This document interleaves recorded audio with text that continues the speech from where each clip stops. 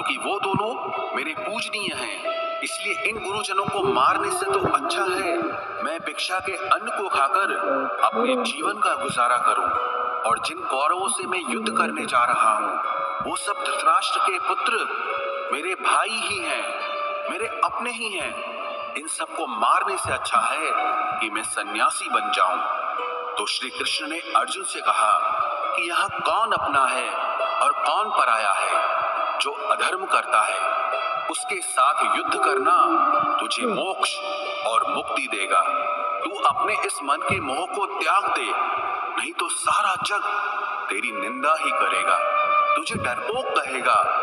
बात अपने पराये की नहीं है, बात धर्म और अधर्म की है, बात सही और गलत की है। अगर तू गलत को सहेगा, उसका अंत नहीं करेगा, तो गलत करने वाले को और बल मिलेगा, वो और भी गलत करेगा। इसीलिए मन के मोह को त्याग करके तू युद्ध कर। महाभारत की एक और कहानी भी है। जब अर्जुन के पुत्र अभिमन्यु की युद्ध में मृत्यु हो जाती है, तब अर्जुन बहुत दुखी होता है, रोने लगता है। वो श्री कृष्ण से कहने लगा कि मेरा पुत्र अभिमन्यु मर गया है, मैं ये दुख बिल्कुल भी सहन नहीं कर सकता, मैं भी अपने आप को समाप्त कर लूंगा। फिर भगवान श्री कृष्ण उसे आत्माओं के लोक में लेके गए, जहां अभिमन्यु आनंद से बैठा हुआ था, क्योंकि उसने क्षत्रियोचित व्यवहार किया, इसलिए उसे उत्तम पद की प्राप्ति हुई।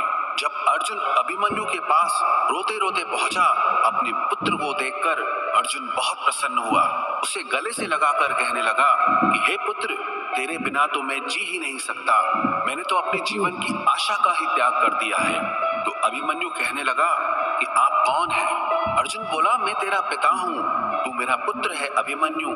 तो अभिमन्यु कहने लगा कि कौन पिता कौन पुत्र, मेरे हजारों जन्म हुए हैं, किसी जन्म में आप मेरे पिता बनते हैं और किसी जन्म में मैं आपका पिता बनता हूँ।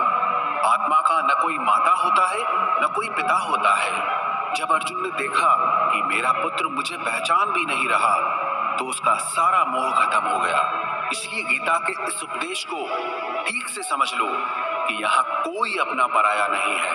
जो बुरे वक्त में, तकलीफ के वक्त में हमारा साथ दे, सिर्फ वही हमारा अपना है, बाकी सब पराये हैं। गीता का दूसरा उपदेश यह है कि जो चला गया है कभी उसका दुख मत करो, और जो आने वाला है उसकी बिल्कुल भी चिंता मत करो। जब महाभारत का युद्ध चल रहा था, तब अर्जुन ने श्री कृष्ण से कहा कि अगर ये युद्ध हुआ तो करोड़ों लोग मारे जाएंगे।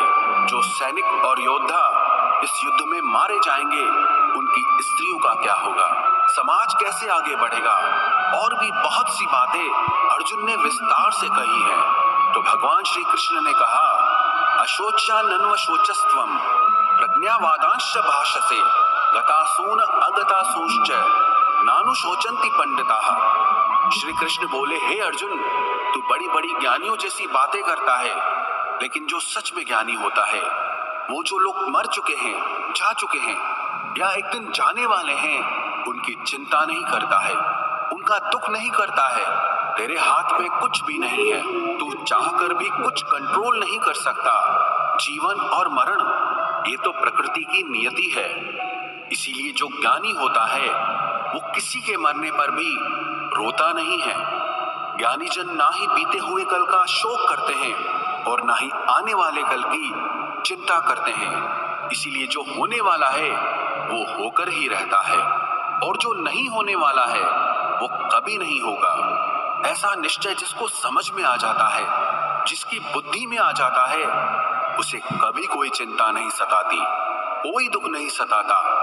हमारे सारे दुखों का कारण ही यही है।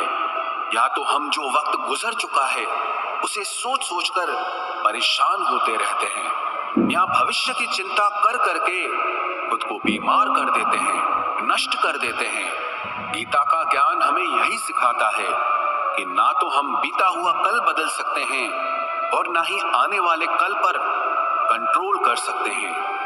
हमारे हाथ में सिर्फ वर्तमान है, सिर्फ आज का ही पल है। हमारा 98% तनाव और चिंताएं भूतकाल और भविष्यकाल के बारे में सोचते रहने से होता है। हम हमेशा उसी में ही जीते रहते हैं, मगर वर्तमान में कभी नहीं जीते, इस पल को कभी नहीं जीते। जब आप वर्तमान का पूरा आनंद लेना सीख जाओगे, तभी आपकी जिंदगी से तनाव कम होगा, चिंताएं खत्म होगी। वर्तमान में जीना एक बहुत बड़ी उपलब्धि है। हमारे हाथ में भी सिर्फ आज का ही पल है। हमें जो भी करना है आज ही करना है। कभी भी ये सोचकर समय को नष्ट नहीं करना चाहिए कि अभी मेरे पास बहुत समय बचा है। एक गुरुजी ने अपने एक शिष्य को पारस का पत्थर दिया। उनका वो शिष्य बहुत आलसी था, हर काम को कल पे टाल देता था। तो गुरुजी ने उससे कहा कि मैं तुझे ये पारस पत्थर दे रहा हूं। इस पारस पत्थर से जब तू लोहे को स्पर्श कराएगा तो वो लोहा स्वर्ण बन जाएगा, सोना बन जाएगा। और ये पारस पत्थर मैं तुझे 1 महीने के लिए दे रहा हूं। जब 1 महीना समाप्त हो जाएगा तब मैं तुझसे ये पत्थर वापस ले लूंगा। तब तक तू इस पत्थर को अपने पास ही रख। गुरुजी का वो शिष्य बाजार में लोहा खरीदने के लिए गया। जब बाजार में वो लोहा खरीदने पहुंचा तो उसे लोहे का वो रेट बहुत महंगा लगा। उसने कहा थोड़े दिन रुक के ले लूंगा, जब लोहे का रेट कम हो जाएगा। और उसकी बुद्धि में ये बिल्कुल नहीं आया कि इस लोहे को मैं सोना बनाकर बहुत अधिक धन बना सकता हूँ। लेकिन उसके मन की सुस्ती, उसके मन का आलस्य, उसकी वजह से उसने उस काम को कल पे टाल दिया। ऐसे ही करते करते पूरा महीना समाप्त हो गया। फिर गुरुजी उस शिष्य के पास आ पहुंचे कि बताओ तुमने कितना सोना बनाया।